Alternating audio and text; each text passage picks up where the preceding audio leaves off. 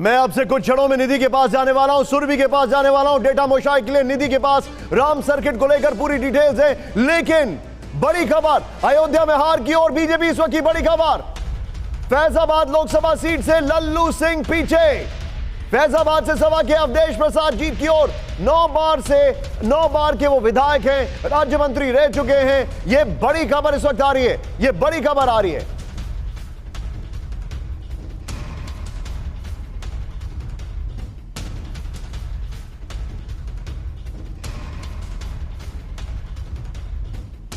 की बड़ी खबर। लेकिन अवध की अगर बात की जाए, डेटा मोशाई के पास अवध, सुरभि। बिल्कुल, अवध की बात करने के साथ साथ चेतन ये जरा मैप भी दिखा दीजिए जब तक वो अवध का ओवरऑल डिटेल निकाल रहे हैं, क्योंकि ये जो बदलाव हो रहे हैं ये समझना बहुत जरूरी है।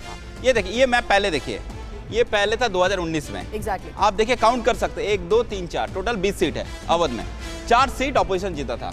अभी देखिए ये मैप देखिए, ठीक है, तो सीट में काफी फर्क है। तो हम पहले सीट टैली देख लेते हैं इस बार, जहां पर राम मंदिर है। और मैप भी मैं क्यों दिखा रही हूं अवध, ये जो 54 वाला सीट है, ये वाला एक्चुअली है फैजाबाद, जहां पर अयोध्या है।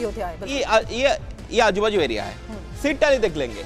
सीट टैली था पहले इंडिया का 1 था, अभी 13। 1 से सीधा 13, 1 से सीधा 13 और 16 से 7, और अदर्स का 3 से 0। उससे इंपॉर्टेंट जो मेरे लिए नंबर है वो है वोट शेयर।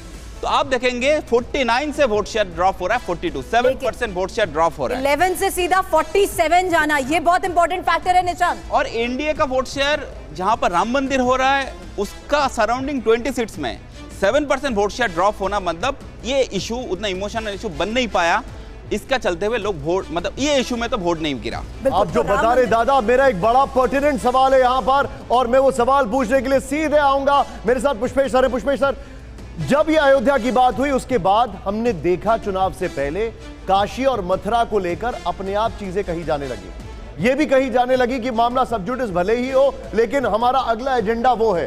क्या ये रिजल्ट्स एक बहुत स्ट्रांग मैसेज है जो लोग उसकी ओर, उस डायरेक्शन की ओर बात कर रहे हैं?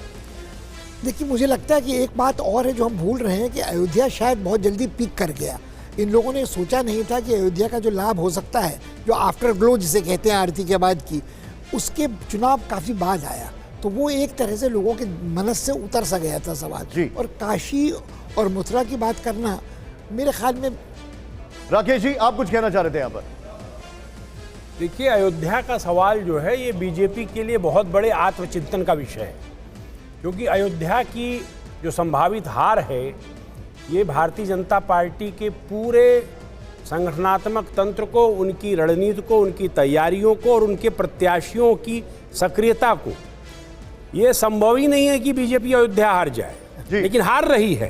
तो इसलिए बीजेपी को सोचना है कि आखिर ये क्यों हो गया। जिस सर, आप जो बता रहे, मेरे साथ पंकज जी जुड़ चुके हैं कांग्रेस से, और मेरे साथ प्रेम शुक्ला जी इस वक्त जुड़ चुके हैं बीजेपी से। आप दोनों को बधाई, क्योंकि रिस्पेक्टिवली अच्छा परफॉर्म किया आप दोनों ने, आप दोनों को बधाई। लेकिन मेरा पहला सवाल प्रेम जी से है। प्रेम जी, अयोध्या में हार रहे हैं, यह बहुत बड़ा सवाल है। यूपी में बहुत बड़ी हार है, आत्मचिंतन का समय है, नो डाउट।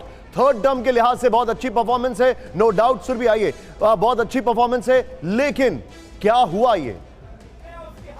देखिए, अयोध्या में जो है, जब बाबरी ढांचे का विध्वंस हुआ तब भी अयोध्या की सीट में पराजय जनता ने दिया, और आज राम मंदिर के निर्माण पर भी दिया। इसका अर्थ यह नहीं है कि हम जो हैं राम के प्रति हमारी भक्ति भाव में कोई किसी प्रकार की कमी है, और ना ही ये बाबरीवाद की विजय है।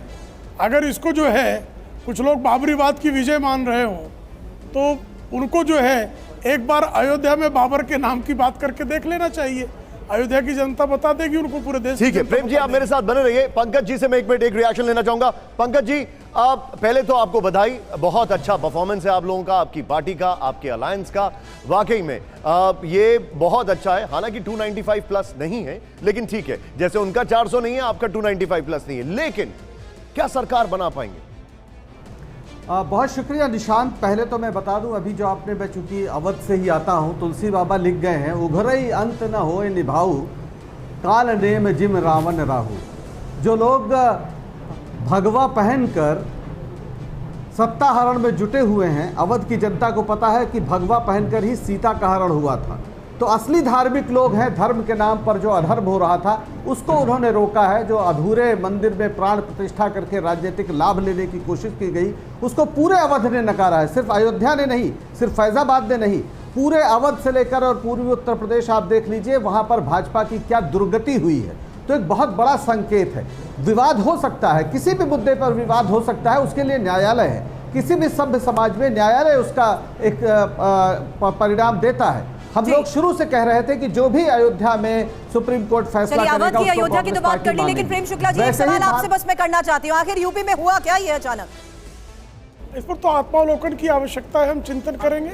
अभी अंतिम परिणाम आने दीजिए। अति उत्साह में जो लोग रामद्रोह करने पर फिर आमादा हो गए हैं, ये जो बाबर जिंदाबाद फिर से करने लगे हैं कांग्रेस, नहीं सर, बाबर जिंदाबाद नहीं किया है प्रेम जी, अभी तक ऐसा किसी ने नहीं बाबर किया। जिंदाबाद ही चालू है। नहीं, काल में भी अगर राम भक्तों को कोई कहता है इसको- वो बाबर की अवैध औलाद है, हम इसको बाबर की अवैध औलादों प्रेम को जी, निश्चित तौर पर राम भक्त प्रेम जी, सिखाएंगे। देखिए, बाबर की प्रेम अवैध जी, संतानों को सबक नहीं किया है सिखाना, ऐसा। राम मैंने भक्तों ऑन को स्क्रीन धर्म देख रहा हूं, समझेंगे। नहीं किया है आप ऐसा। जो है राम भक्तों को कालने भी कहेंगे। ये राहुल गांधी नहीं कहूंगा, जो मंदिर जाने प्रेम जी, वाला छेड़ने वाला कहता है, बाबर की अवैध औलाद है। आपको थोड़ा सा इनको रुकूंगा। बाबरी पहला पंकज भाई, मैं लगाओ। आपके पास भी आ रहा हूँ, प्रेम जी के पास भी आ रहा हूँ। एक बार बाबरी क्विकली राम सर्किट को लेकर निधि के पास में जा रहा हूँ, आप दोनों के पास में आ रहा हूँ, आप दोनों के पास में आ रहा हूँ, लेकिन अभी ऐसा कांग्रेस की तरफ से नहीं कहा गया। प्रेम जी प्लीज, ये चीज ऑन रिकॉर्ड हम नहीं कह सकते, लेकिन